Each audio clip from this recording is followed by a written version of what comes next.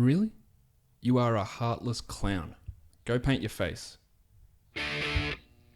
You are Locked On Fantasy Basketball, your daily podcast on fantasy basketball. Part of the Locked On Podcast Network, your team every day.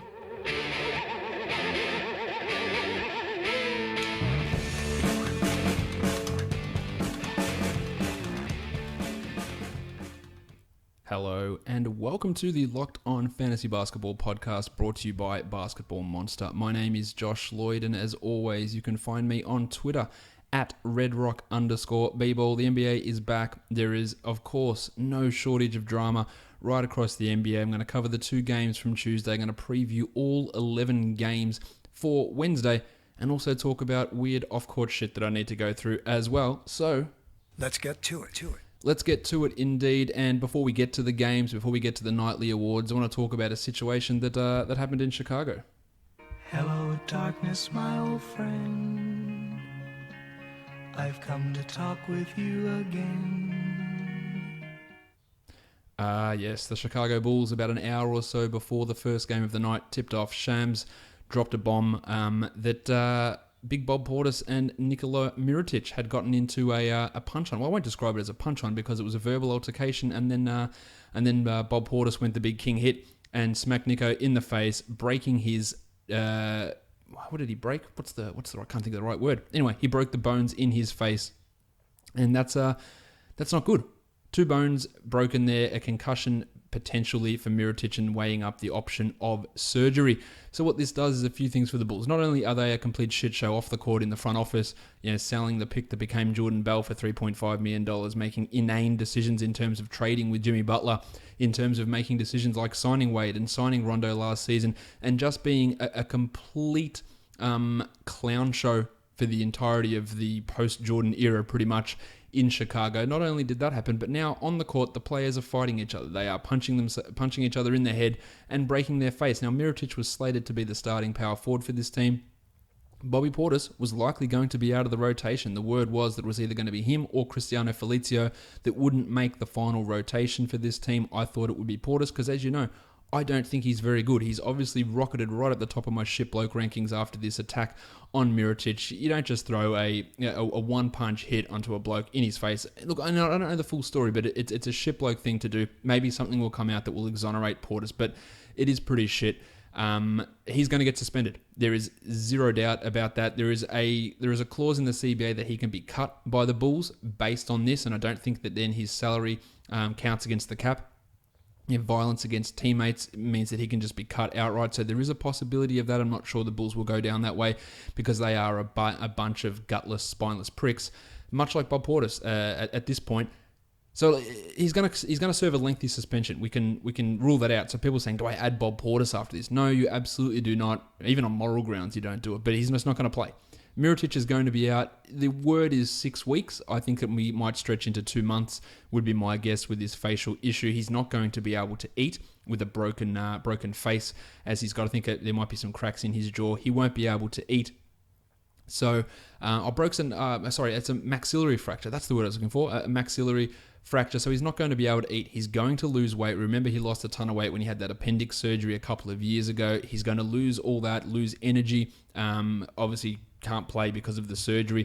So he's going to be out for a couple of months, Mirotic. So with Mirotic, you can drop him in most formats, daily changes formats. Obviously, IR, you can stash him. Roto, you can stash him. Weekly leagues, you can stash him.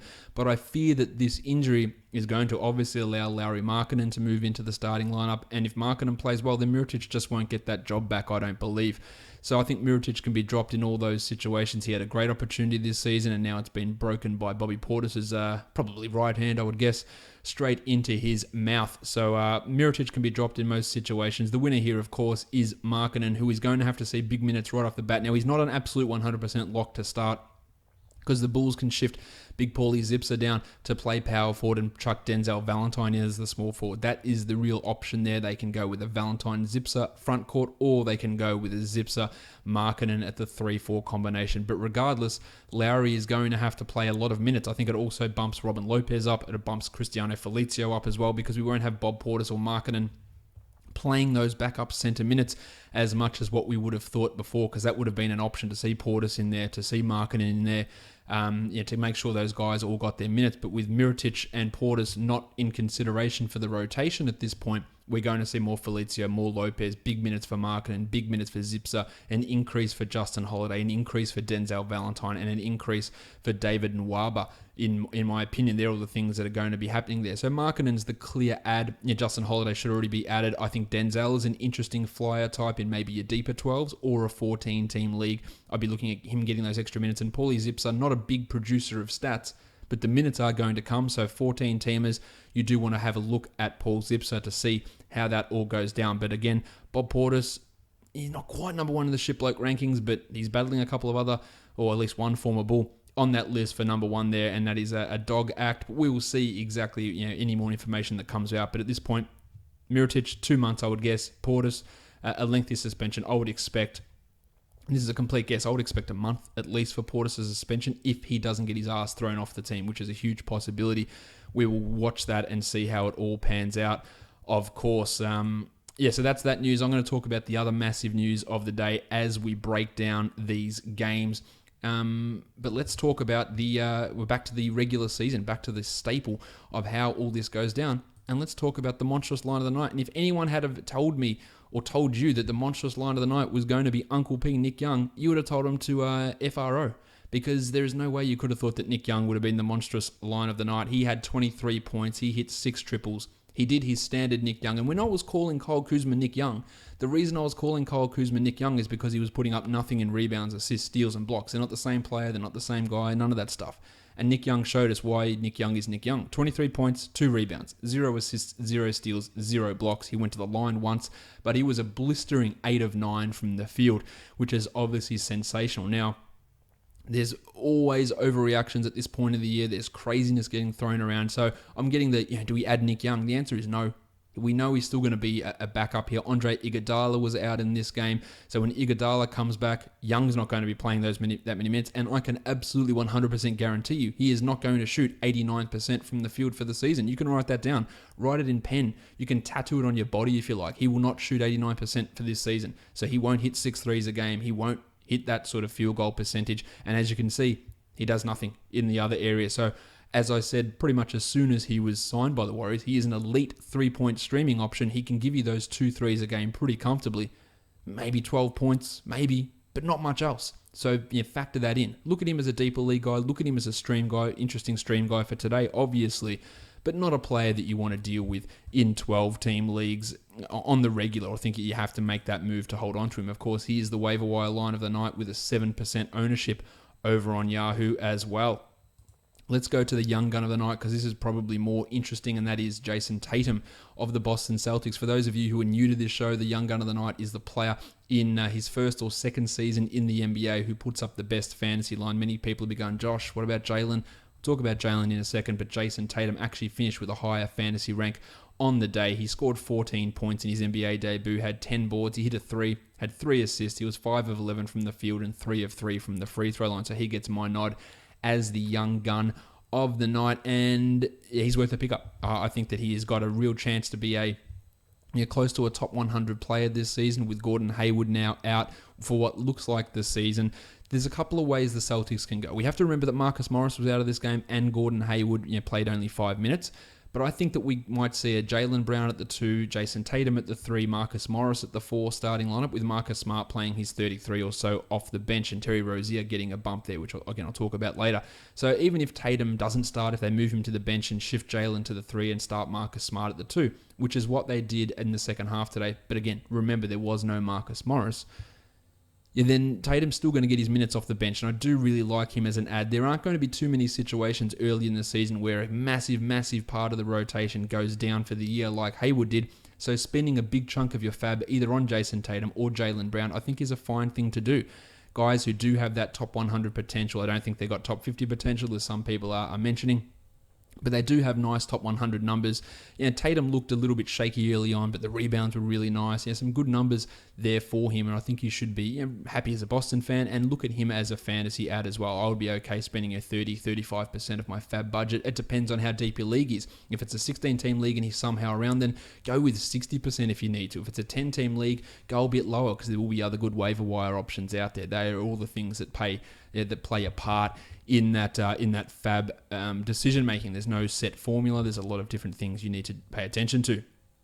The dud of the night, we're talking about, again, if you're new to this podcast, a player who is owned in over 70% of leagues, who was the shittest on the day. And of course, that goes to Dwayne Wade of the Cleveland Cavaliers. Wade had 8 points. He had 1 rebound, 3 assists and a block. He was 3 of 10 from the field. He was 2 of 2 from the line. Of course, he didn't hit any threes. He was putrid on defense.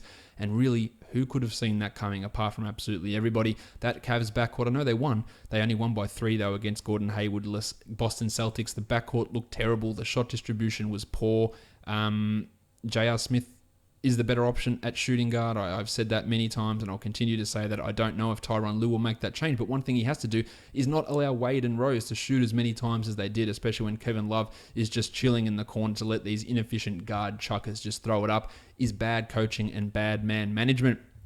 It's really tough to own Wade, I think, in standard leagues because of the fact that he's going to be shit, he's going to be limited, and he's going to have rest games, and all those things add up to a guy that you're probably better off finding other players on the wire, cycling them in, streaming them in, than holding on to Wade for the season. I just don't see that as a fantastic option for him, but he is your dud of the night on this, what is the first day of the NBA season. Let's move now to have a look at all of these games, and by all of them, I mean all 2 of them, and talk about what went down. Kyrie dished 10 assists in that first Boston-Cleveland game. I thought that was good from him. 22 points on 17 shots. Really standard Kyrie. I would have liked him to get to the line more, but the assists are a nice surprise, as were the steals. I wouldn't be expecting that every game. And the guy that everyone wants to talk about is Jaylen Brown, of course. He played 40 minutes. He jacked up 23 shots.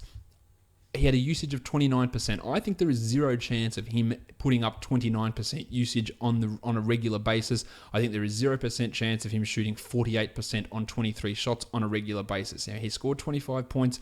He was aggressive. He had 2 threes, 6 boards, and 3 steals, and maybe the steals can get to that level. But I just don't think he's going to be that large a part of the offense, especially when Al Horford takes just 7 shots. I just can't see Brown being a guy taking 23. Now, in saying that, he's definitely worth an add, but there's some really, really high hopes here on Jaylen Brown putting up some good numbers, and I'm not 100% on board with those. I don't think people throwing out top 40, top 50 numbers. I just don't think he gets to that. But if you own Jaylen Brown, send a trade offer out. This is when the dumbest trades go down in these first 2 weeks of the season. Try and get Aaron Gordon. Try and get Victor Oladipo. Try and get Brook Lopez. Try and get Try and get Al Horford. Try and get any of these guys in that top 50. I think that would be a great return. Now, I wouldn't be necessarily throwing him out there and trying to get 2 top 80 guys, because there's a chance he's a top 70 guy. That's a possibility. But I think a top 40, top 50 guy, if you can get one of those players back, that's a move that I would do with Jaylen Brown. Based on this hype, people are really, really keen. They see 25 points, and obviously that's fantastic. But just many of those things I don't look at them and go, that's happening, especially considering how good or how well he shot on 2-pointers, because he was 2 of 9 on threes. 2 of 9. That means that the rest of his shots, he was 9 of 14 from 2-point land, and that's a very, very high percentage, something that's unlikely to continue at that sort of a level. He had 0 assists. He does still struggle with his handle, and with the extra offensive responsibility, he's not going to be able to shoot at that level of efficiency, I don't believe, as we move forward. So grab him by all means, but don't go overboard, and don't be afraid to deal him. If you can get some top 40 or top 50 value back, I'd be very, very comfortable in doing something like that. Marcus Smart shot the ball horrendously early on. I think he was 0 of 9. Ended up scoring 12 points entirely in the third quarter. Had 9 boards, 3 assists, 2 steals, 2 blocks. If you punt field goal percentage, that is an absolutely brilliant line, and that's what he can do. I think he will shoot better at times. I also don't think he'll take 16 attempts per game. He should not be on your wire anywhere. Again, if you could be really strong in field goal percentage and you can absorb him, or you're just below average there and you just piss it off and you add him because his numbers are going to be good. Terry Rozier also played 20 minutes here. His value was inflated by the 3 steals. I think 19 to 20 minutes is a fair estimation of what he can do, but he's not a standard league sort of target to me, in my opinion. Al Horford also struggled with his shot, just 2 of 7 for 9, 7, and 5 there. The 5 assists are nice, 7 rebounds, 1 block, good numbers. I wouldn't be too worried there about Horford. Of course, we'll talk about Gordon Hayward. I don't think we're going to see him again this season. A fractured tibia and a dislocated ankle. You hear reports, it's a clean break, that's great. Yeah, it's great, but it's also not great. His ankle was legitimately at 90 degrees. And yes, the bone broke cleanly, but those ligaments are stretched to the shithouse. They are going to need surgery on those ligaments at some point, I would assume, because they were stretched so far. If he comes back, maybe it's in March. I wouldn't be expecting anything earlier than that. And if you don't have an IR spot, drop him. Yeah, you can't hold on to someone. I know how good he is. You can't hold on to someone. It's not going to be a 6-week fractured leg that we saw Clint Capella return from last season.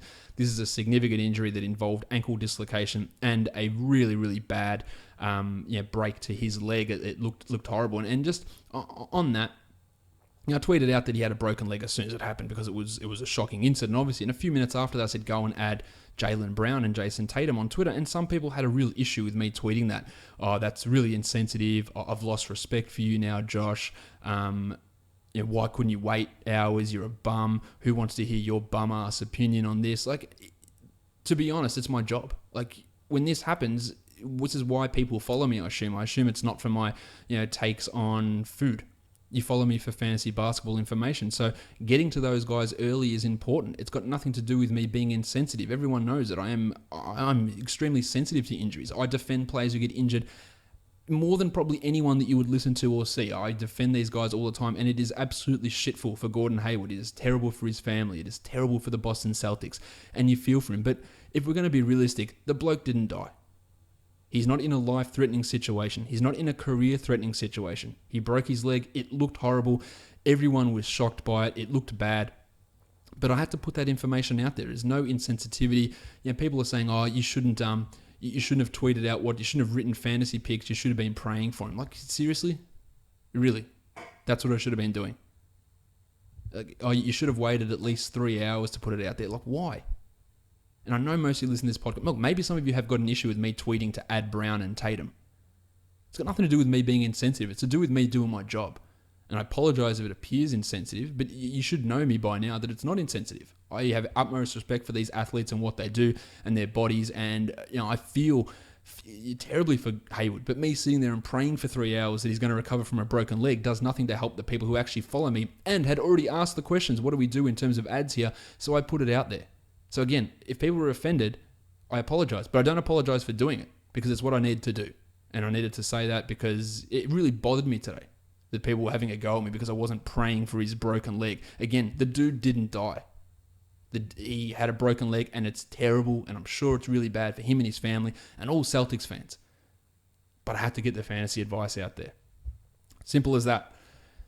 We had Shemi Ojale appear in the first quarter in this game and then didn't really appear after that. He might see an extra bump in minutes. I don't know if it's going to be him or Gershon Yabesele who was out of this one, but they're not going to have significantly large enough roles to be impactful, especially when Marcus Morris returns. On the Cavs, LeBron was ridiculous. 29, 16, and 9 with 2 blocks in 41 minutes, recovering from that ankle. He said he was out of shape. Cool. Yeah, no worries, mate.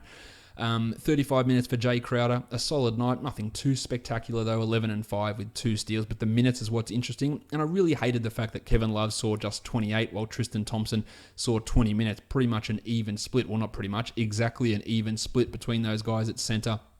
You're not playing any Love minutes at power forward. And maybe that's a factor of the opposition with the Celtics being really small and playing Jayson Tatum at the 4. Let's see how that goes in other games. But the fact that Kevin Love took 9 shots, Dwayne Wade took 10, and Derrick Rose took 14 is disgusting. Love still had 15 and 11, didn't have any other numbers, but he was still pretty impressive, including a great behind-the-back pass. But that shot distribution, Lou needs to fix it because Wade and Rose is a terrible, terrible backcourt, and they shouldn't be taking 24 shots combined, whereas Love is just taking 9 on his own. J.R. Smith, again, a better option than Wade. 10 points in 22 minutes, but not a standard league guy. While Shumpert got the call over Kyle Korver, 13 minutes for Iman, while Korver just the 7 minutes. And Jeff Green. My name is Jeff. Apparently, and I didn't see this personally, but apparently people on the internet were saying that Jeff Green is good and is looking good. No, he had 6 points in 14 minutes, and he is a very, very, very deep league sort of consideration. As for Rose, I didn't really talk about him. This is just what he does. 14, 4, and 2. It's fine. There's definitely not top 50 upside. There's not top 100 upside, barely, I don't think, while Isaiah is out. So you can use him, but you shouldn't get excited about him. That's as much as I'm going to say about Big Deza. The Rockets and the Warriors, massive, massive win for the Rockets here at the end. It really did change around when Draymond Green went out with his knee injury. Let's start with Chris Paul, who was definitely bothered by his knee injury, hobbling around. Mike D'Antoni pulled him at the end of the game. Down the stretch, he was sitting in because he was limping around on that bruised knee. He only scored 4 points, but he did have 8 rebounds. He had 11 assists, 2 steals, and a block. And I know many people are going to panic about that. He doesn't fit with James Harden. What are we going to do? He scored only 4 points. But again, I'll remind you, it is the first game of the season. This shit changes. Chris Paul is a very, very, very smart bloke. He will figure it out. He might not score 20 points a game. He might score 17 points a game. But he had 11 assists. Harden had 10 assists. And that's something that I think can happen very, very often for this team. Also, I don't think Eric Gordon's going to be as crazy, ridiculous, and efficient as he was, and he was getting fed the ball quite a bit. So I'm not panicking about Chris Paul, but the Chris Paul owner might be. So throw a 4th-round guy at him. See if you can get him. You might not be able to. Throw, who could we look at in that zone? Throw Dennis Schroeder at Chris Paul owner. Go, Chris Paul, 4 points in the first game, mate. Can't work with Harden. Didn't you see the guys on Inside the NBA? They were talking about it. They don't think he's going to fit, and you might be able to convince someone to give you that Chris Paul in exchange for Dennis Schroeder. And I like Schroeder. You might be able to convince you to do it for D'Angelo Russell, and I like Russell, but I still take Paul in every situation there. Now, I'm not saying there's no level of concern with Chris Paul because there is an element of it, but he had 8 rebounds, 11 assists, 2 steals, and a block. If he goes his usual efficiency and has 5 of 9 instead of 2 of 9, and he takes, or he hits at least one of his threes, like he was 0 of 4 of 3, say he goes 2 of 4 from 3, and adds those extra points, and then he's at maybe he gets to 10, 8 and 11, or 11, 8 and 11 with 2 steals and a block, and you go, I'm okay with that. And then there'll be nights where he takes 12 shots or 13 shots, and he scores 17, 8 and 11. And they're all right. So I'm not panicking after one game. Eric Gordon looked great, 24, 1 and 1. He had 2 blocks and a steal. Ridiculously efficient. I don't think that's going to continue. The other thing we need to talk about with the Rockets is the center situation. Just 18 minutes to Clint Capella. He was still good. 12 and 4 with a steal and a block. Still put up the numbers. But I think the fact that he saw so few minutes, even with Nene out, is definitely a factor of the opposition. The Rockets play again on Wednesday against the Sacramento Kings, a team that's going to go big with Willie Cauley-Stein and potentially Zach Randolph, Costa Koufos, Gal Labissiere. I think you'll see more out of Capella. You won't see 29 minutes necessarily out of PJ Tucker, and you won't see 33 minutes out of Ryan Anderson, who had 13 and 8 with 3 triples, a steal, and a block. A very good night from Anderson, but it will be quite matchup dependent. Tucker was good, 20 points, 6 rebounds, 4 threes. He can have some value at the end of your roster, but we're not expecting 67% shooting. We're not expecting 20 points and 4 triples. So all that's going to drop. It was definitely a situational area. They're going to play him at center. They're going to play Luke Marmute, who had 14 and 4 in his 23 points. But I think that this is probably high level for where they're going to be. I don't see them being there, and those minutes for Capella are probably at the low end. Interestingly enough, without Nene, who they announced halfway through the game was resting, and this one that would have been nice to know beforehand. Tariq Black didn't get into the game at all, so they were more than happy running Tucker and Anderson as their backup centers, or playing a lot of those minutes at the center position. But Tucker's one to watch, but his upside is really limited. I don't think that he is a high priority guy to go and add. On the Warriors, Durant 25 and 7 with 4 blocks. That's cool. He's good. Draymond had 9, 11, and 13, but he did exit with a knee strain, didn't play the entire fourth quarter. He says he's fine. We'll check his status for the next game, but everything should be okay there. I imagine if he misses, you're going to see Big Jordan Bell get some minutes, who played 12 minutes in this one ahead of JaVale McGee, which was somewhat of a surprise. But Steve Kerr did say it was a matchup-based thing, so against bigger teams, I think you'll see more McGee than you will Jordan Bell. So he's not going to be an every-night guy, but he's really, really good. Steph had 22, 5 and 4. He was good as well, while Clay had 16 and 3 with a really good defensive night, 2 steals and 2 blocks for Klay Thompson. The Warriors ran a 12-man rotation. Kerr had 11 guys in the first quarter. That's going to be an issue throughout the season, but it didn't affect their big guys necessarily. Steph was limited by foul trouble. He only played the 30 minutes, but Durant had 38, Thompson had 38, and Draymond had 28 before the fourth quarter had even started, with all their other guys like McCaw and Livingston and West and Caspi and Looney playing the limited minutes here on this team. And of course, we must remember that Andre Iguodala was out and not playing. All right, that does it. That's the games covered for Tuesday. Again, if you have specific questions, now I apologize if I didn't get back to you with questions today. Literally, the amount, I reckon I would have got 200 notifications today on Twitter at least. So I apologize if I didn't get back to you, because I I've got to work. Obviously, I've got to do Basketball Monster updates and change the stuff over there. So I just can't answer everyone's questions, but I do attempt to do it as much as I can. So I do apologize if I didn't get to your tweets if you did ask me them today. We're going to now take a quick little break, and I'm gonna be back, and I'm gonna talk about the action in DFS for tomorrow, which is a whopping 11 games.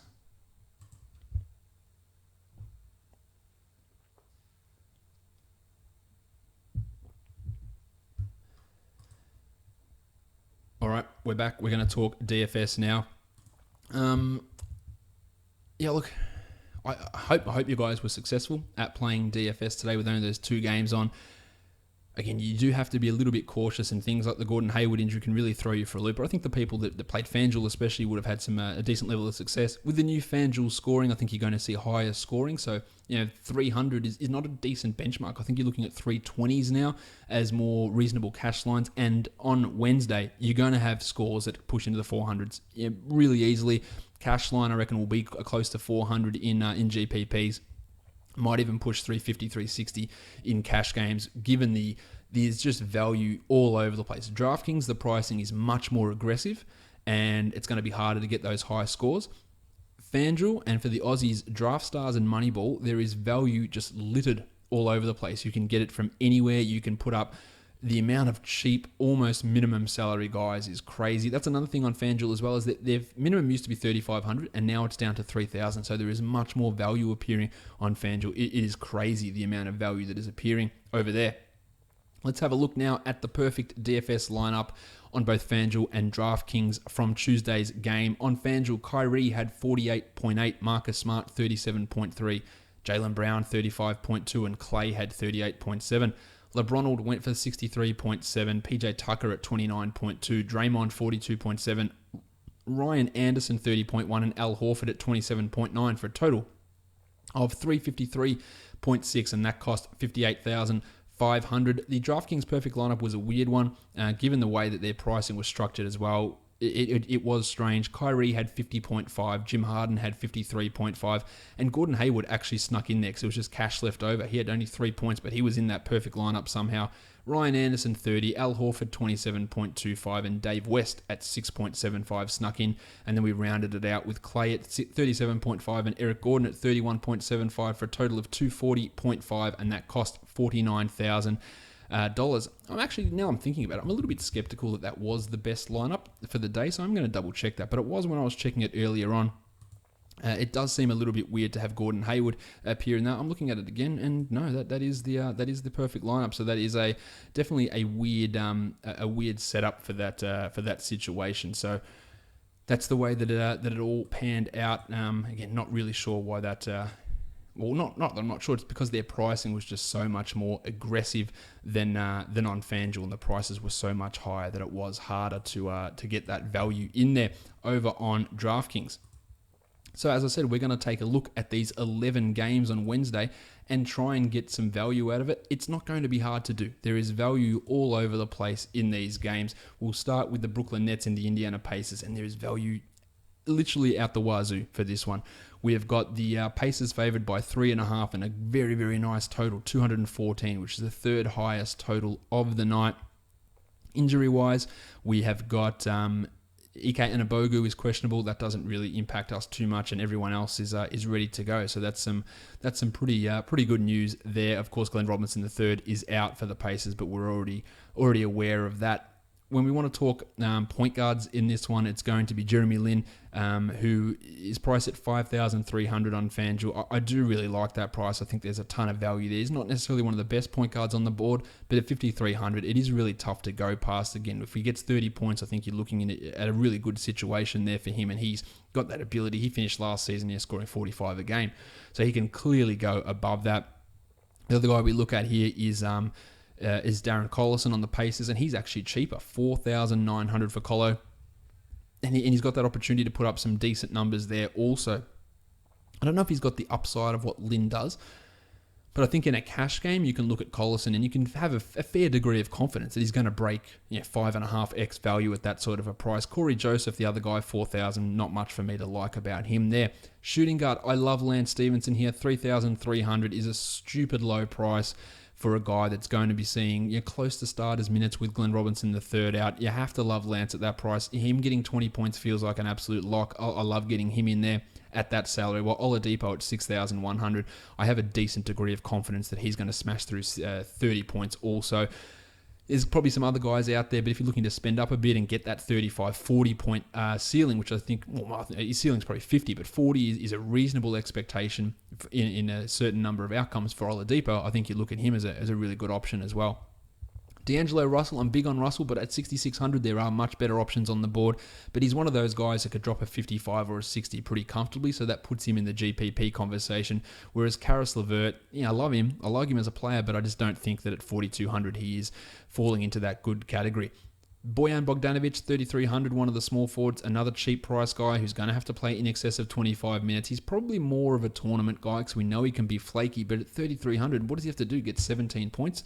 That shouldn't be too hard, but he is a Nick Young type of character who does nothing apart from points and threes, so that does limit him somewhat. But in a game that's high-paced against a Nets team that pushes the pace, it's a really good option. I also don't mind Damari Carroll at 4,000, who's looked rejuvenated in preseason, playing under his former coach, Kenny Atkinson at 4,000. I like him, but more as a GPP sort of a guy. While the blue swimmer, Alan Crabb at 4,200, he's going to have to do more than what he did in Portland, but he's got that opportunity here. I just think that maybe he gets a little bit limited with Carroll playing well and him missing a bit of that time in preseason.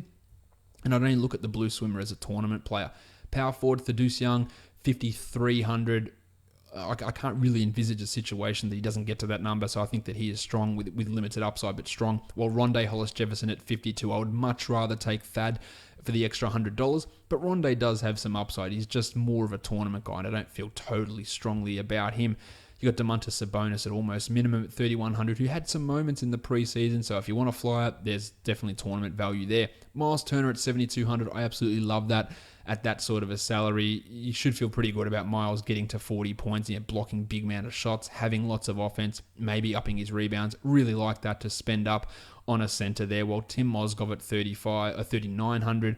There are better options out there. Definitely, we don't know how that center rotation is going to go down, so I'm not totally in on Mozzie at that sort of a salary. It is a good salary, but I'm not totally sold on him. If we look at DraftKings, it's just not as easy to find as much value. Damari at 4,000, Rondé at 5,000. They've got some upside there as tournament sort of guys. Jeremy Lin is at 6,300, probably a bit high. 66 for D'Angelo, probably a bit high. I love Miles at 7,700, but it's still not a totally strong situation, and it's definitely nowhere near as much value on DraftKings as FanDuel. 48 for Lance, 68 for Oladipo. They're all okay, but they're not standing out like real great value plays, which is what's happening for them over on FanDuel. Let's move on to the next game now. We're going to talk about the Charlotte Hornets and the Detroit Pistons. Another game where there is value all over the place. The Pistons are favored by 3 and the total is 204 points. Jeremy Lamb is going to be good to go. We know that Nick Batum is out. We know that Michael Kidd-Gilchrist is out. So there are minutes there on the wing and there are opportunities for Lamb. The options that Steve Clifford has. He can start Marvin Williams at the 3 and move Frank Kaminsky to start at the 4, or he can keep Marv at the 4 and start the Baconator, Dwayne Bacon there at the 3, which is what he did in preseason, and Bacon looked pretty good. So there are some options there for Clifford. Regardless, Bacon's going to play, Kaminsky's going to have an elevated role, as is Marv Williams, and Kemba Walker's going to have to shoulder a pretty significant offensive load along with Jeremy Lamb. Let's talk point guards in this one, and of course we will start with Kemba Walker, who's a $7,600 player. I really like that. Again, the offensive load is going to be there. We're not penalising guys for missed shots on FanDuel. So Kemba, his chance to get 40 here, I think is pretty high in this situation. And Reggie Jackson, Ish Smith defense isn't going to be too much of an impediment to him putting up those numbers.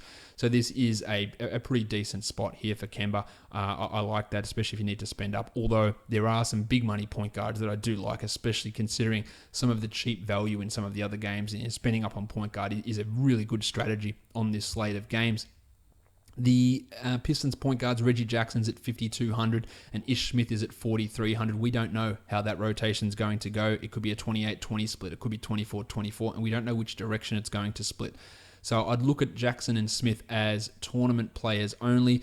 Ish is in an interesting situation at 4,300. It's much easier for him to reach value. He could come in, dish 7 assists off the bench, and that's 11 points for him right there. And he's getting close to value as it is and just needs to drop 10, 12 points and get 4 or 5 rebounds, and he's smashed through it. So I like him a bit more than Reggie, but they're both, to me, just GPP guys until we hear something more definitive from Van Gundy. The backup point guard situation in Charlotte, Michael Carter-Williams is out, so Julian Stone will get some of those minutes, but I imagine Malik Monk will get the bulk there, even though he is listed as a shooting guard. Let's talk about him. He is at 3,800. The upside is there. Love it as a tournament play in this particular situation. Avery Bradley at 5,300. It's really hard to envisage a situation where he doesn't beat that. Really like him as a strong guy that he got that option of 30 points pretty comfortably. And then we look at the other shooting guards, Trevion Graham and Malik Monk, who I already mentioned. At small forward, you have to love Lamb here at 3,500. If he doesn't get 20 points, he's not trying. He, to me, has to be almost the mainstay of every FanDuel lineup you're looking at. You'd love him at that value. We're talking about a bloke that can easily go for 8 to 10x in value here. We've seen him play quite well in preseason. He's a good rebounder, but even if he has a shit game, the minutes are going to be there because there's literally no one else. There's Monk. We're talking about 2 positions. There's Monk, there's Lamb, there's Bacon, and there's Graham and Marv. But there's minutes. He's going to get them, and he's going to produce at that price. He has to produce at that price.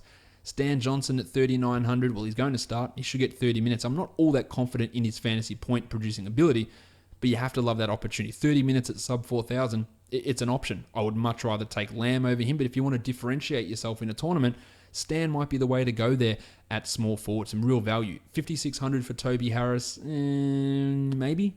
It's not bad. It's not terrible. There is some value there, but I think there's better ways to go about it. Again, Lamb is a much stronger option. As for the Baconator, he is at $3,000, rock bottom pricing, minimum salary, real chance at 25 minutes here. So that puts him definitely in the GPP conversation.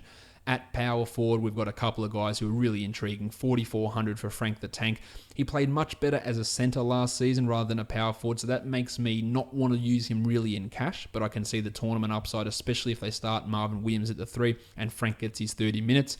He does have that upside, but I'm not totally sold on that. Whereas Marv at 5,000, I think it's okay, but it's not something that's standing out as a good one to me. At center, Boban is at $3,000. Yeah, the Dwight Howard matchup didn't go well for him in preseason, but you have to look at him as a GPP guy. At 3,000, if he gets 18 minutes, he smashes through that. The problem is he might not even see the court, and we might see the tackle box, John Lua, and Anthony Tolliver play the bulk of those backup center minutes. That is a possibility. So don't be locked into Boban. I think he's more a tournament guy. Andre Drummond at 8,000. That's a lot of money. There are other centers that I prefer for that amount. Miles Turner, who's a little bit cheaper. Rudy Gobert, who's a bit more expensive. But I'm big on Drummond. I think he's going to have a big season. I'm just not fully into him at $8,000 here. There's Dwight Howard. There's Cody Zeller. I don't know how those minutes are going to go. Dwight's 66. Cody's at 5,000. Neither of those guys are super appealing to me. All right, let's move on to the next game, which is the Philadelphia 76ers. Actually, no, let's go back and talk. Let's talk DraftKings prices for that Charlotte-Detroit game and see who stands out. Again, the pricing is much tighter. Stan Johnson is at 4,000. We compare him to Jeremy Lamb, who's at 5,700. Yeah, Johnson then becomes a more intriguing option, more of a GPP guy, but definitely has some value. I like Drummond a lot more on DraftKings at 7,600. Ish at 4,100 is also good, and Frank the Tank at 46 has some value there. Avery Bradley at 55 is strong, as is Kemba at 7,900, and of course I still like Dwayne Bacon and Malik Monk for their $3,000 and $3,700 prices respectively. Nothing much else stands out. Boban's at 37, that takes away a lot of his value in my opinion, and I won't really be looking too hard at the tackle box, John Lua. Now let's go to the next game, which is the Philadelphia 76ers and the Washington Wizards. We want to have a look at injuries here. Joel Embiid is listed as probable with a sprained left ankle. He'll be playing. Jahlil Okafor is probable with an illness. He should be playing, but it doesn't really matter. He may or may not be in the rotation, and definitely, I would say, won't be in the rotation enough to have too much of an impact, especially with Amir Johnson around. and Dario Saric playing some minutes at center. Look, Okafor could come out, but there is just a lot of uncertainty there for me to get too overly excited. As for Embiid, 16 minutes is what we're predicting for him. There's also talk that by January he's playing 32 minutes if everything goes well. But for now, the first couple of games, it's going to be really hard to play Embiid with those sort of minutes limits on him, at least for those first couple of games.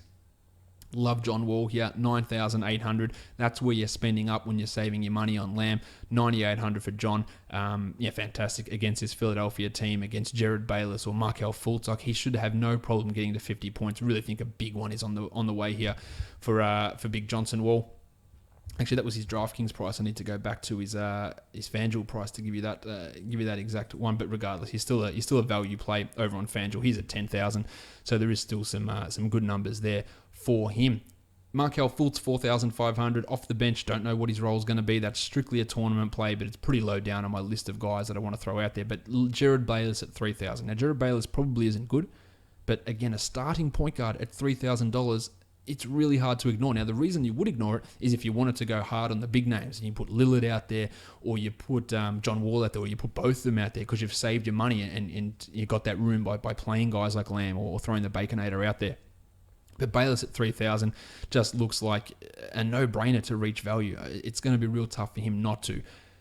Other point guards, we've got Timmy Frazier, there's TJ McConnell. None of those guys are looking super appealing. Yeah, McConnell might find it hard to actually find himself in the rotation with Bayless starting and Fultz coming off the bench. At shooting guard, JJ Redick's at 4,400. I couldn't find a less interesting play. If there was one, sure, he might eke his way to that value. That's fine. I don't think he's got much chance of going over it. And there's a risk that he doesn't get there. I don't really like that. Brad Beal at 7,300. I feel pretty good about that one for Beal. I think that's a strong cash play with some tournament upside. Probably less tournament upside than others, but that's some good value there. Where if you want to go off the board, Jody Meeks can do a Uncle P and come in and hit 5 triples and really exceed his $3,300 value. But of course, that's when you're throwing out 10 different tournament lineups and you want to go a little bit different because Meeks' ownership will be pretty low. Kelly Oubre at 3,300. There's no Markieff Morris. Jayson Smith will likely start, but Oubre will probably play minutes in the high 20s. And at 3,300, him getting 20 points, it shouldn't feel like it's hard for him to do. So I do really like him if you're looking for another cheap option. Whereas Otto Porter at 58, I don't like that at all. That's way too high for Porter. Bob Covett 6,400 is also too high, especially with the usage going to other guys like Bayless and Fultz and Saric and Embiid and Simmons as well. It's too high for Covington. I can't get behind that. Justin Anderson, don't even think he'll be in he might be in the rotation. I'm just not sure exactly how that'll work out. Power forward, it's the debut of Ben Simmons, 5,600 for him. I think that's reasonable. I think 5,600 for Ben Simmons is a reasonable price, and I do like him. Of course, he's a rookie, and we don't know how it's going to go down, so I'd probably more look at him as a tournament guy, but I like it. I think there is something to be said for using him. Amir Johnson at 32 is another power forward with Joel limited. Could Johnson come in and be that backup and play 24 minutes? If so, he smashes 3,200. There's a real chance of that, so I like him as a tournament type of guy, whereas Saric, I think he's got a great opportunity here, Dario, but at 5,500, that really sucks the life out of it, especially with so much other value around.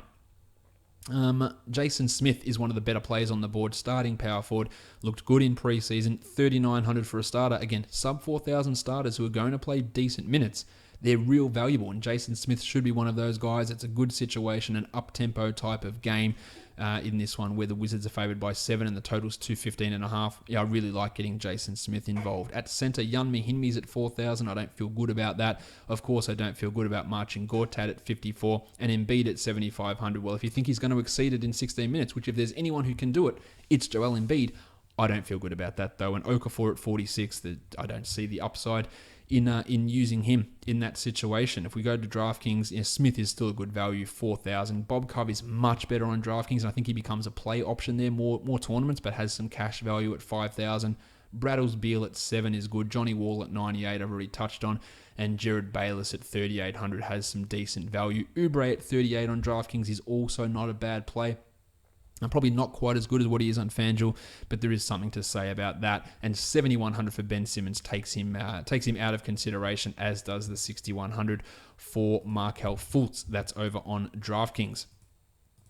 Let's go to the next game, Miami and Orlando, the Battle of Florida. The Heat are favoured by 3, and the total is 205.5 points. Terrence Ross, he thinks that he's going to be ready to play in this game. He's currently listed as questionable. If he is out, John Simmons gets a significant boost here. Okaro White is questionable. AJ Hammonds is out, but those guys were unlikely to play anyway. We know that Scooter Magruder is out. He had his surgery today. We don't know when he'll be back. The Heat said they're going to have to put the handbrake on him because he's going to try and come back the fastest anyone has ever come back from this injury. You shouldn't be counting on Magruder, and you wouldn't have been doing it anyway. But he won't be back for quite a while. If we want to look at the value plays here, this is actually where am I? This is one of those games that there isn't quite as much value as that there is in some of the other ones around.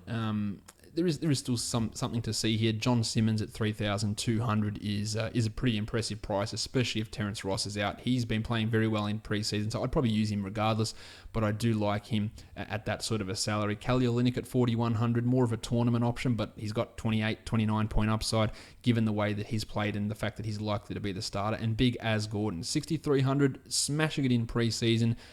I think the upside at that price is a little bit limited, but again, if you're upgrading from a Jayson Smith because you've got the extra cash, I'd feel pretty good about getting big as in there. 6,500 for Lord Alfred Payton. There are better point guards out there at that, or better ways to spend your point guard money, but I wouldn't say that that's a complete waste, but Miami does have a pretty good defense. So I'll probably steer clear of Payton in most cases, while Goran Dragic, the iron shoulder, is priced lower than Lord Alfred Payton on FanDuel. 6,400 for Dragic. Not much tournament upside, but I do think that there is some cash game play there for him. Tyler Johnson, where's he get the minutes? And people are like, how's he going to play less than the 29 he played last year? My thing is, well, there's Josh Richardson. There is Dion Waiters. There's the iron shoulder. There's Justice Winslow, there's Tyler Johnson, there's Wayne Ellington. Now, Johnson, Ellington, and Winslow are probably going to be the backups there. But I just can't see a path for him to get 29 minutes a night, unless you're playing Richardson 27 minutes and Waiters 27 and Dragic 30. There's just not enough minutes for those. Or you're going to play James Johnson 24 or Kelly Olynyk 21 and play Winslow exclusively as a 4, and I just don't think that's what they're going to do. Maybe that's how it works. Maybe you see Olynyk at 20 minutes and Johnson at 27 and Winslow playing a lot of those minutes at the 4. But I'm just not certain that's the way it's going to go down with this team. Shooting guards, Joshy Richardson, 5,100. I love the tournament upside, but that minute squeeze does put him at a little bit of a risk to me, but I still like it at 51, whereas Dion Waiters at 52. Give me Richardson every day of the week over Waiters, especially with the increase in value in the steals and box categories in FanDuel for this season. So I like Joshy at that sort of a salary there. Terry Ross at 4,200. No, I think I'll be good with that. Small forward, I said John Simmons already putting up some big value there at 3,200. Really, really like that. Evan Fournier at 54. I don't really see any upside in him. And Justice Winslow at 46. He can dish the assists. We know that. But at 4,600, are you really going to be banking on Justice? I'd be looking at it as a GPP guy only. Power forward, Olynyk at 41. I talked about that. And Aaron Gordon. I like those guys there already. And at centre, Nick Vucevic, 7,200. I think that's just rock solid. I don't think there's much upside there, but I feel pretty good about him getting the 35 to 37 points that you probably need out of that position. Rock solid, decent cash game with limited tournament upside. Hassan Whiteside, on the other hand, 9,200. That's a pretty significant chunk of change to throw out on Whiteside, but he's been looking pretty good, and I don't think it's a bad move. But I would prefer guys like Miles Turner. I prefer guys like Rudy Gobert on this slate, but it's not completely turning me off using Hassan Whiteside. If we go over to DraftKings, there is a little bit of value on some of these guys. Vooch at 74 is good. Joshy Richardson's 4,900, so cheaper again. Olynyk at 48 is a tournament guy. Aaron Gordon at 6,900. Giggity. Is definitely a guy that's in play to me on both sites. Lord Alfred at 71, it's probably a bit high. Jim Johnson is the interesting one.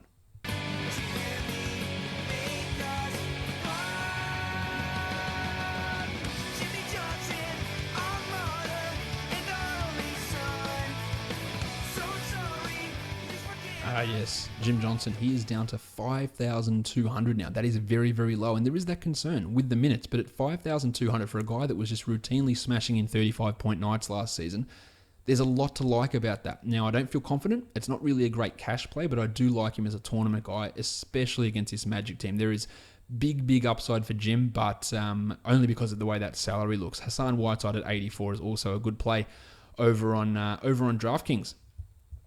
All right, let's head now to the next game, which is, if I can bring it up on my screen, that'd be great. Milwaukee taking on the wounded Boston Celtics. The Celtics are favoured by 5.5, and the total is 206.5. We know that Gordon Hayward will not be playing in this game. We don't know the status of Gershon Yabusele, who missed the last game with an illness. He is a chance to be a part of the rotation, as is Abdul Nader. We don't know how Brad Stevens is going to run that. He ran Shane Larkin in today's game as an extra guy there, pushing Terry Rozier up to the 2 a little bit for that period of time, and we saw Ojale play those first quarter minutes, but it's not going to have a massive DFS impact. Of course, the absence of Hayward does have a huge impact. At point guard, Marcus Smart's at 5,300. Let's go at it again. He scored 37 today. No problem putting him in there. Love him at that price. And Kyrie at 82. He's going to take shots. He's going to take more than he did today, probably. And 8,200 is a really, really good price for Kyrie. And that's another one of those high-priced point guards, which I think you should be building your lineup around. On the Bucks side, Malcolm Brogdon, 5,200. I'm not sure there's much upside in him, but I feel really bloody confident that he's going to get 25 points at 5,200. I feel good about that. Not as good as I feel about Marcus Smart at 5,300, or as good as I feel about Kyrie at 82, but Brogdon is an option, but he's not going to be the guy that I go with and go, I have to get Brogdon in there. Like, I'd much rather take Smart at that sort of a salary. Dellavedova, Larkin, no interest in them. Terry Rozier is an interesting one. He's at 3,100, just a smidge above the minimum price. Put up 25 today. A lot of that's fueled by the 3 steals that he got, so you can look at those, take 9 points away from that, and it doesn't look quite as sexy, but it's still pretty good. And if you take those 3 steals away, he still made his value at 3,100, and he's going to play 20-odd minutes in this one, so I'm okay with using Rozier. But again, I think point guards, actually my mistake, Rozier is a shooting guard, so there is some use in him there. Jaylen Brown at 3,700. He's going to be so highly owned, and I think in cash you pretty much have to go there, and that enables you to go those high-priced point guards. Really going to be tough to go away from him. You might want to do it in a tournament, but he is going to be 70% owned, 80% owned, even with 11 games on at 3,700. That is a stupidly low price, and he scored 38 today. I wouldn't be expecting the same output, but I feel pretty good that he's going to exceed 20. I don't feel there's too much of a challenge there. Tone Snell's at 35. There are just way more options than that around.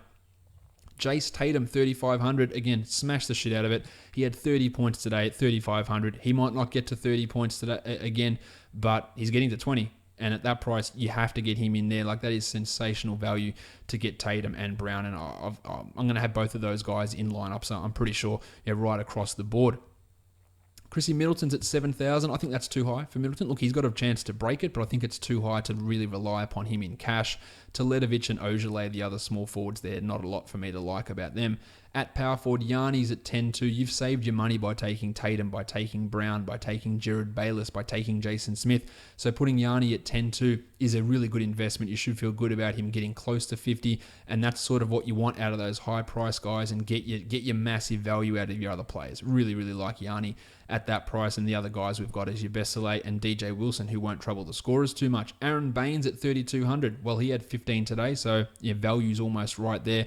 Maybe against a team like the Bucks, who are going to play, I guess, more traditional in terms of centers with Monroe and McCurr, even though McCurr's not really a traditional center. Maybe Baines, he gets a couple of extra ones there, but I don't think he's a high priority guy. There is something to be said there. While McCurr himself at 3,800, he could easily get through that, but it's more of a tournament guy. Al Horford at 7,200. Better guys out there. Same with Greggy Monroe at 56. And Monroe's been put up some good numbers last season, but at that price, the value proposition just doesn't seem fantastic there for Greggy. Over on DraftKings, it's a similar guys. Tatum, Brown, Smart, all look fantastic, but Al Horford really jumps into the conversation on DraftKings at 6,200.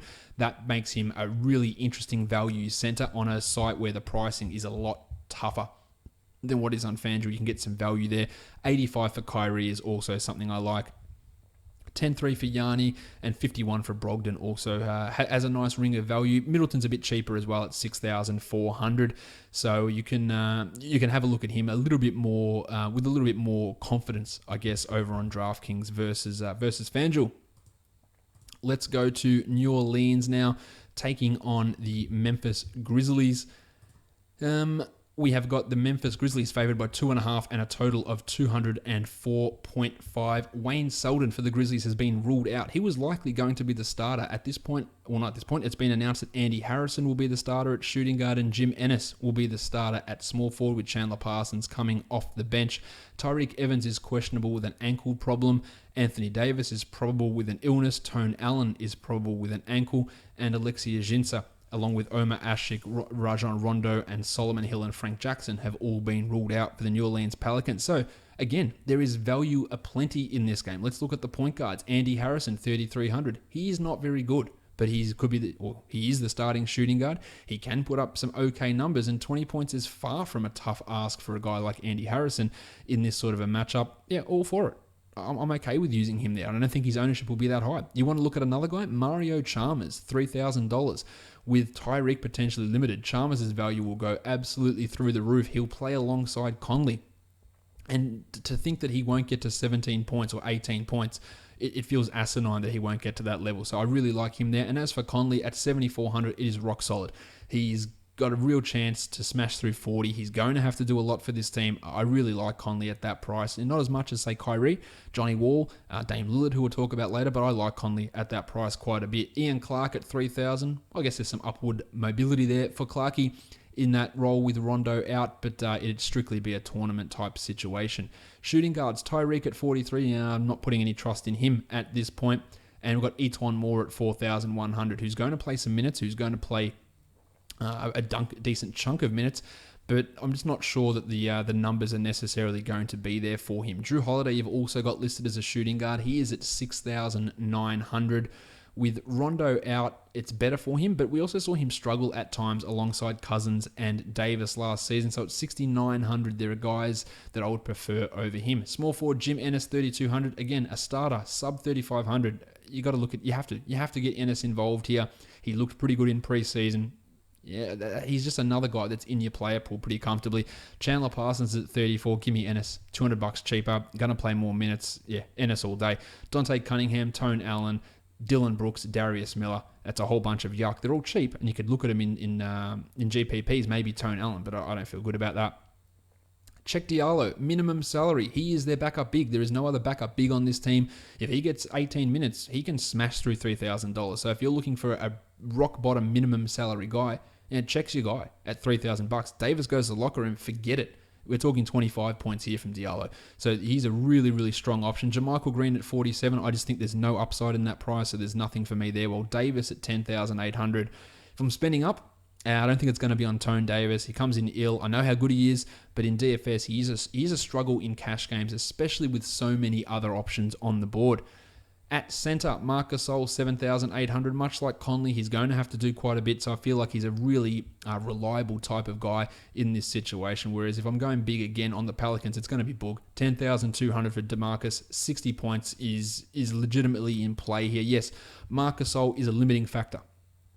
He is a really good defender, and he does cause Boogie some problems. But I do like Cousins, probably not as much as Gobert as a center or Miles Turner, but I do like him, especially if I'm picking between either Davis or Cousins. I would take Cousins just for that cheaper price, and I guess limited or less risk of a locker room trip. Brandon Wright is a minimum salary guy for the Grizzlies, but I don't think that there's much to be overly excited about with him. Let's go to DraftKings and see where the value is. It's Ennis at 3,200, Andy Harrison at 36, Conley at 77 I like, Gasol as well, Etuan Moore, much cheaper on DraftKings, I think at 3,600, he definitely enters the picture, and Boogie at 10,000 is a solid option. Mario Chalmers is a little bit more value there, but not as good. Yeah, Davis, I'm still a little bit out on, and Drew Holiday's at $7,000, so not quite not quite there. Whereas Drew Holiday at $7,000, higher than FanDuel, yeah, not working for me. You can find better options than Drew Holiday on this slate of games. Atlanta taking on the Dallas Mavericks. Let's have a look at that one. We have got the Mavs favored by 6.5 and the lowest total of the day, 197.5 points. Josh McRoberts is out for Dallas. We know Seth Curry is out as well. And for Atlanta, Marco Bellinelli is probable, but that's not going to have too much of an impact on DFS. There is value, again, all over the place. What is FanDuel doing? Dennis Smith is 4,300. That is craziness. Now, again, one of the reasons you might not do that is because you want to go big at point guard, but maybe you can go Cousins and Antetokounmpo, and you can put Smith in at 4,300. That just seems crazy to me that he won't be able to exceed 4,300 in value. It seems bananas. His backcourt mate, Yogi Ferrell, is at 3,500. Like, shit, he is going to start in place of Seth, and even in 25 minutes, he should be able to smash through that. There is just value all over the place here. Even JJ Barea at a minimum salary. What if he gets 22 minutes and dishes 7 assists? At minimum salary, smash through. And a really interesting tournament alternative player. Dennis Schroeder, I normally like Schroeder, but at 7,500, there are just better options around, more value options around than Schroeder, so I probably won't be using him in this sort of a situation. Malcolm Delaney and Tyler Dorsey, yeah, cool. Shooting guards, Kent Bazemore, 4,900. I like that. I don't like Bazemore. I don't think he's that good, but this is an opportunity type game that we're playing here, and the opportunity is there for Kent. The other guy you might want to look at as a shooting guard, we know that Seth Curry is out. What if Devin Harris? He's a minimum salary guy. He's had some okay games. I'm not feeling fantastic about him, but you can't write him off. Small forwards. Or have you got John Bembry's a small forward. Taurean Prince, 3,400. Smash the shit out of it. It's better than using Ennis. It is crazy. That is just bananas as a price. Smash the absolute ever-loving shit out of Taurean Prince at 3,400. And I know you got Jayson Tatum cheap as well, but man, you could have a starting small forward combination on FanDuel of Smith and Tatum, and it costs you less than $8,000, which is just, I can't put my head around it. There is, cash line might be 400 tomorrow on FanDuel. That's how crazy some of these prices are. Bembry's at 3,000. Wes Matthews at 52. Again, just better options all over the place. Power forward Johnny Collins at 3,700. He can put up numbers in a hurry, but the opportunity is the risk here. So I'd look at him more as a tournamenty type of player. Or Ersan at 51. Where's the upside? The pencil at 6,400. That's Harrison Barnes for you new listeners. 6,400. I know what Barnes can do. And I know that 6,400 is too expensive for him, so I'm not interested there with him. At centre, Dwayne Dedmon. Talk about stupid, 3,600. What on earth is going on? 3,600 for Dwayne Dedmon. Give him 24 minutes and he beats that comfortably. He's a 25-point guy in that sort of a playing time. Just craziness. And again, maybe you want to go big at centre with Boogie or with Gobert or with Whiteside or with Turner, but shit. Yeah, lineups with Dedmon at centre, you can go bananas in some of these other positions. You can put Jim Harden in, you can put Yanni in, you can put Lillard in or Wall. Like, there's just the amount of value that's opened up to you with some of this pricing is crazy. I even like Dirk as a centre, 5,400. I feel pretty good about Dirk getting to that number. He'll play 27 to 28. I like it. I don't know if there's much upside there, but I do like it. 57 for Nerlens Noel is one that I don't like. I feel like it's too high for him given his current situation. If we look on DraftKings, it's definitely not as much value there. 52 for Dirk is a nice one. 45 for Dedmon. It's not the 36 it is on FanDuel, but there is still some value there for Dwayne. Schroeder at 74. Given the scoring system, it might be a little bit more in his favour. And Taurean Prince at 5,000. We're not stealing money by playing him on DraftKings, but there is still something to see there. 4,500 for Yogi Ferrell also has a nice ring to it, while Dennis Smith is at a more reasonably priced 6,800, and it's that reasonable that I'd say probably avoid that one in his NBA debut. You can probably do better than spending 68 on Dennis Smith. You probably can't do better than the 43 on FanDuel. It is just craziness. So again, the value on FanDuel is going to be through the roof. Remember that. Don't be surprised if the cash line on DraftKings is 270 and it's 390 on FanDuel. That could legitimately be something that happens. All right, let's look at the next one. It's Denver at Utah. The Jazz are favored by 2, and somehow this has got a higher over/under than the Atlanta-Dallas game. The total is 206 points in this one. Will Barton, after looking like he wasn't going to play and could be facing a significant injury, he's ready to go. No minutes restriction. He is right. Raul Neto is questionable for the Jazz. What that means is that Nate Walters, Steele and Mesh will get some minutes there as the two-way guy, or you'll see more minutes from Donovan Mitchell, which is important to us. Farton Will Barton, as for him, like him playing, it takes away a little bit of the upside from Juancho, but it takes a little bit away from the Blue Arrow, Jamal Murray as well. Let's talk point guards, though. Speaking of the Blue Arrow, he's at 4,500. Not quite as sexy as Dennis Smith, but there is some upside there. I'd look at him more as a GPP guy, but I do like that. While ravishing Rick Rubio at 7,000. It's in that Schroeder mold where I like it, but I'm not I'm not sold on it. I think there's more risk than upside. So I could look at it as a tournament play, but it's definitely not one of the better ones on the board. Manny Moutier, 4,000. That's going to be a no from me. At shooting guard, Don Mitchell, 3,300. Let's go. Let's go with Donovan Mitchell, especially if Hull Neto is out. I'm all for that. I'm probably not cashing him in. There are some better guys out there, but I'm all for using that. Rocket Rodney Hood at 4,500. Yeah, I'm almost considering that a cash play, but not quite, just given some of his streakiness. But it's a really good price for a guy that's going to have usage that could exceed 30. Yeah, a good situation for him. Gaz Harris. He's at 5,400. I think you should feel really confident that he is going to reach that level pretty much all the time. I'm not sure if his upside is there, but he in cash, that is as reliable as they come. Whereas for Fart and Will Barton at 4,800, he'd be more of a tournament guy, but I don't love it at that almost 5,000. I don't love it there for Barton. Alec Burks is also an option in a tournament only at minimum salary. Small forward Jinglen Joe at 3,800. His preseason has been uninspiring, so that would make him not a guy I want for cash, but I think there is something to say for a tournament. While Joe Johnson at 3,300, play some power forward minutes, play some at the 3. I like Johnson there. I don't think that he's got much upside. I don't think he's got much tournament upside, but I do think that at that sort of price in a cash game, you should feel pretty good if it enables you to fit some other guys into your lineup. One show's at minimum salary. If Barton wasn't playing, I'd feel better about one show there. I'm not ready to go with him. Wilson Chandler similarly.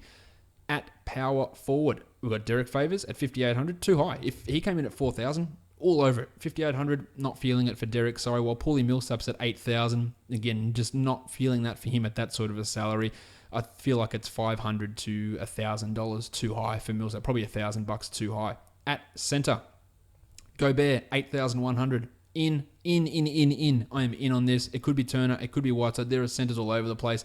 That's why guys like Drummond, who I go, I'm not sure, because I want to smash the shit out of Gobert in this one. That is a fantastic price for him. A great matchup. All in. And it's consequently why I'm out on Nikola Jokic. Now, you know what Jokic is. Pretty good. It's pretty good. But he's $600 more expensive than Gobert, and he has to match up against Rudy Gobert, which is the shittest matchup for opposing centers. So I will let someone else take Jokic. He could go off. Or he could put up a 30-point triple-double. Well, I know that. But the situation is not looking fantastic for him in this game. You've got Mason Plumlee at 4,500, and probably shouldn't have mentioned Mason Plumlee's name. Let's move on to the next one, Minnesota and San Antonio. Actually, that's not true because I didn't cover DraftKings for that game. I apologize. I'm just getting back into the swing of these daily podcasts. On DraftKings, Don Mitchell, 3,900. Love it. Gobert, 88. Yep. Jokic at 91. It's a no from me. Hood's at 5,800. That's way too high. Millsap at 72. That's intriguing to me. Millsap at 72. Gaz Harris at 57. I think they should be fairly interesting guys for cash. The Blue Arrow at 56. A little bit high, doesn't really appeal to me massively, while Fart and Will Barton at 53 has a marginal level of appeal on DraftKings, but it's nothing spectacular. I like Rubio on DraftKings at 7,000. I think there is something there, especially with that tighter pricing.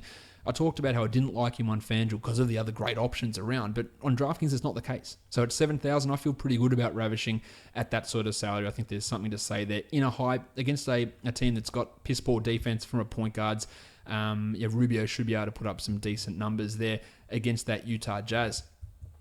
We are getting towards the end here. We've got 3 games to go. The Timberwolves at the Spurs. The Spurs are favored by 1.5, and the total is 205.5. We know that Kawhi is out of this one. That's really the only injury of note, or the only injury we need to pay any attention to in this one. Tone Parker is out as well. Sorry. Let's go point guards. DeJounte Murray at 3,800. Probably going to start, but I think Millsy gets more of those minutes. Yeah, Murray had some interesting defensive performances in preseason. I'm not totally in on him here, though. I think he's a tournament guy, and that's about it. Pat Mills at 43, I'm more in on. I think that he's going to score. I think that he is worth a look at that sort of a price in both cash and GPP, whereas Jeff Teague at 7,300. My name is Jeff. Put him in the Schroeder category, put him in the Rubio category. I just don't feel great about it at that salary. I think it's one of those ones that's priced too high on FanDuel, and there aren't many of those. At shooting guard, Dan Green at 4,100. He had his moments in the preseason, but we cannot rely on him for cash. I think he's a stretch as a tournament guy. And then you've got Wiggo at 7,000. So it's not a bad price for Andrew Wiggins. I just don't think so. It's just not going to be for me at that sort of sort of a price tag. There's Brandon Paul, there's Jamal Crawford, and no. Kyle Anderson's an interesting one. Minimum salary. I know that he's probably burnt everybody before when he's been minimum salary and replacing Kawhi Leonard. That's why I think we look at him as a tournament guy, but he has the profile of a guy that can put up numbers. Like 20 points from him here shouldn't be a surprise. 17 shouldn't be a surprise. 8 shouldn't be a surprise. And that's why he is strictly a tournament guy, but another one of those high-value guys, way behind Torian Prince, obviously, way behind Jayson Tatum, but a guy who can maybe differentiate himself with 2% ownership as opposed to Tatum's 80% ownership in a tournament situation. Jim Butler at 87, feel good about him getting 40 there. Rudy Gay at 55, feel pretty good about Rudy Gay. Like, I don't feel great about him from an Achilles recovery point of view, but I feel good about him getting that value back in a DFS situation. Shabazz Muhammad, Nemanja Bjelica, just not enough minutes for those guys. Power forward LaMarcus Aldridge, 7,000. I'm all over that. Aldridge is going to have to shoulder a big load here with Kawhi out, so at 7,000. Lock me in, especially with the value in other spots. Taj Gibson is at 4,400, maybe, but no. And Gorgie Jang at 4,800. That's a big no from me. At centre, Pau Gasol's at 58. I hate that pricing for Pau. I will pass on him there. While Karl Anthony Towns at 10,000. Another centre option, probably put him behind Gobert and Miles Turner and Boogie. But another one of those high-priced centres that when you've saved the money, or if you haven't gone the 3,600 on Dwayne Dedmon, Towns is going to get his 50. I think you should feel pretty good about that. But not my highest priority centre. Joffrey Laverne, putting up good numbers in preseason. Lots of assists, 3,200. Hey, maybe you want to go a little bit sneaky. Don't. If you're going to go sneaky, go Dedmon. I don't think Laverne's the guy, but a name to not 100% write off, which is not the highest of praise. We head to DraftKings. Jeff Teague, the value for him is much better. 5,800 only. I really like that for Jeff. Kyle Anderson at 4,700. I hate that. Nowhere near the 3,000 on FanDuel.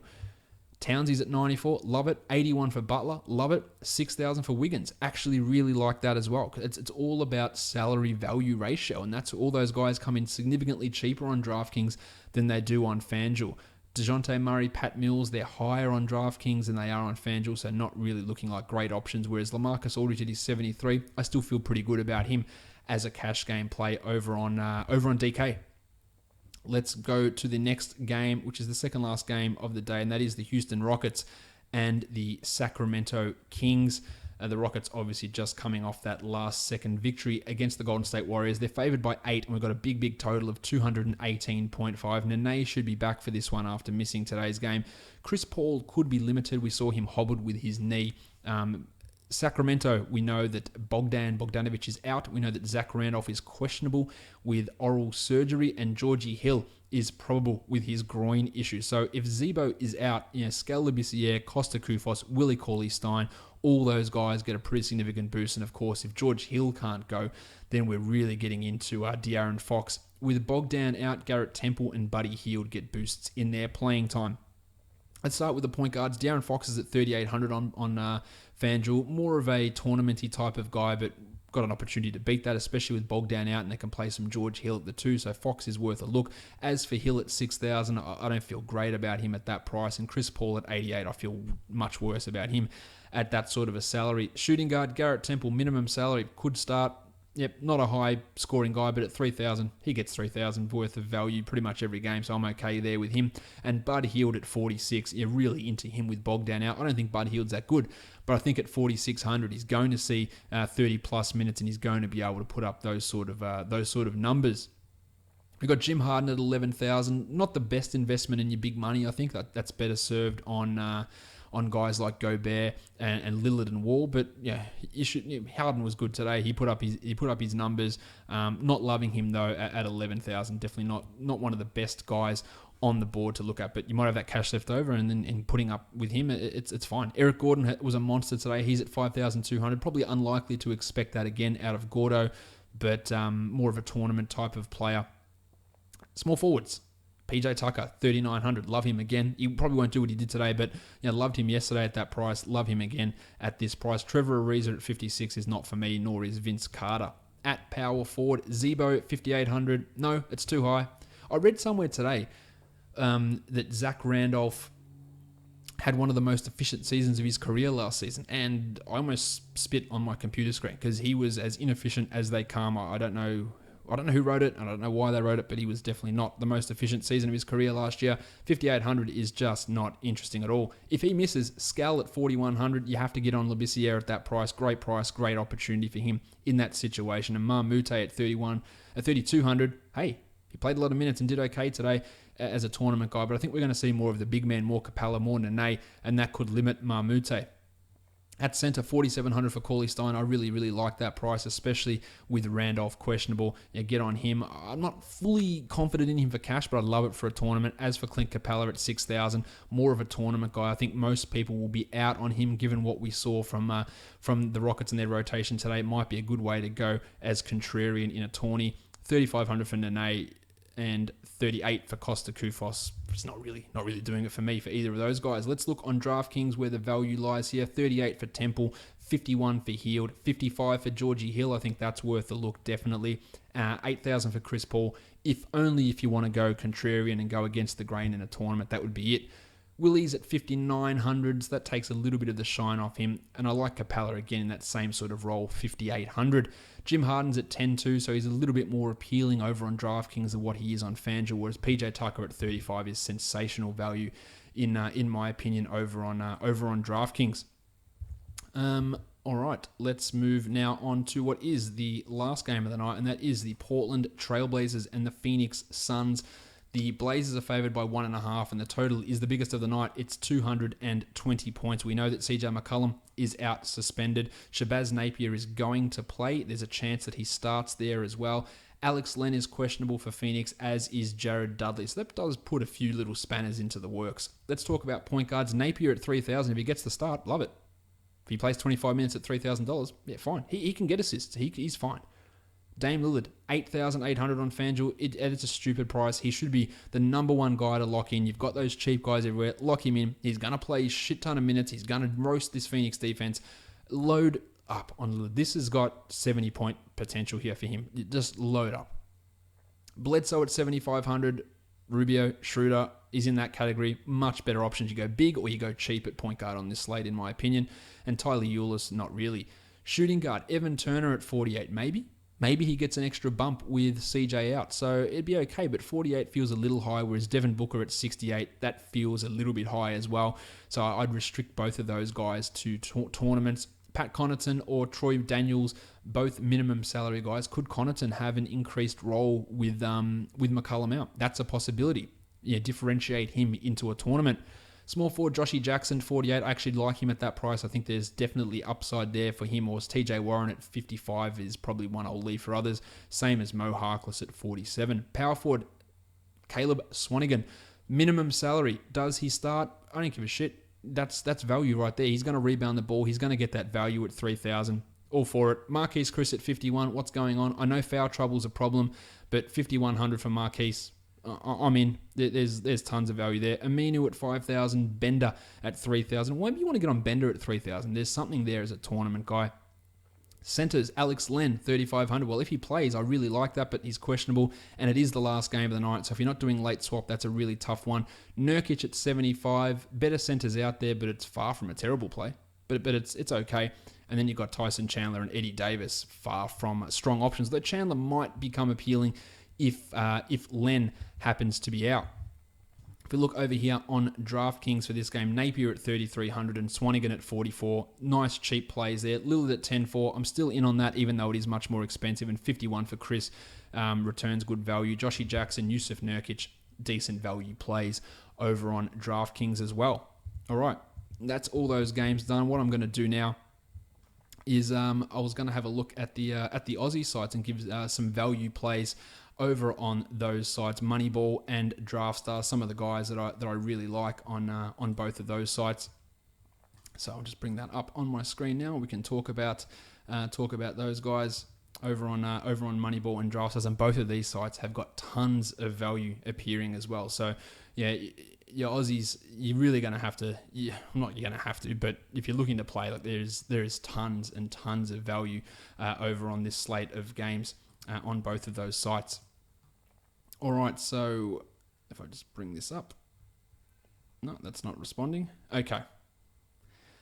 On DraftStars, Kyle Anderson at 35. I'm just going to run through some guys I like. Tatum, Josh Jackson, Jaylen Brown, Rocket Rodney, Thad Young, Miles Turner, Jayson Smith, Swanigan, Lamb, real strong option. Aaron Gordon I like a lot at 5,300.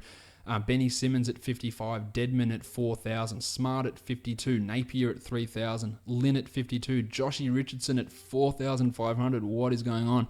Lance Stevenson at 4,000. Tons of cheap guys there. Yeah, Chrissy Middleton at 55 is a stupid strong play over on Moneyball. Dame Lillard at 10-1. Really like him as a high-priced anchor of your team. Drummond at 78 is strong as well. Yanni, 10-4. Another high-priced guy that you can feel pretty decent about. And John Wall at 10-2 is another good play over on Moneyball. If we want to have a look at what's happening on Draft Stars, oh my God, the value here. Tatum, Brown, Mitchell, Ferrell, all of these guys are looking at 4 to 5x in value based on their prices. Swanigan, Bayless, Josh Richardson, crazy value. Garrett Temple, Jeremy Lamb, Mario Chalmers, Jason Smith, Torian Prince, Ish Smith, Lillard and Marcus Smart. All of these guys have got a crazy, crazy amount of value. You can see all this over on Basketball Monster with our projections, of course. There are so many guys to like. I like Harden as an $18,000 guy because you can just get so much value elsewhere, and $1,800 is not that expensive. Deadman's at 8,750. Boogie's at 17,250. Conley, Butler, Harris, lots of value. Townsie's got a decent price as well. Over on Draft Stars, you should be looking on Draft Stars for that $100,000. You should be exceeding 300 points pretty comfortably with your numbers. And on Moneyball, you should be looking at 350, I reckon, with the sort of cash that's out there, or the sort of value that is out there on those sites. We are done. The first day is in the books. Drama aplenty. Of course, that is the NBA's way to go. Subscribe to this podcast on Apple Podcasts, Google Play, TuneIn, and Stitcher, and of course, Spotify. And leave a review if you like the show. 5 stars is always a great way to go. And I forgot to mention this at the start. We have a new website. Of course, Basketball Monsters out there, but I do have a website where you can find all of the podcasts housed, and that is lockedonfantasybasketball.com.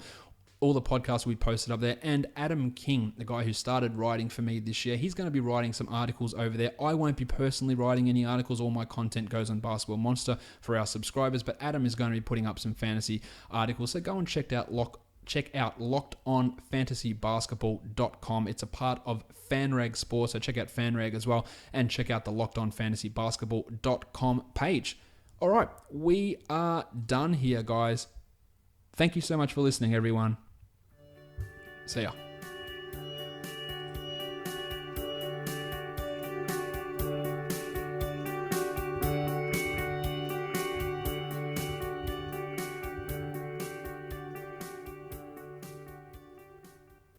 Rudy Gay.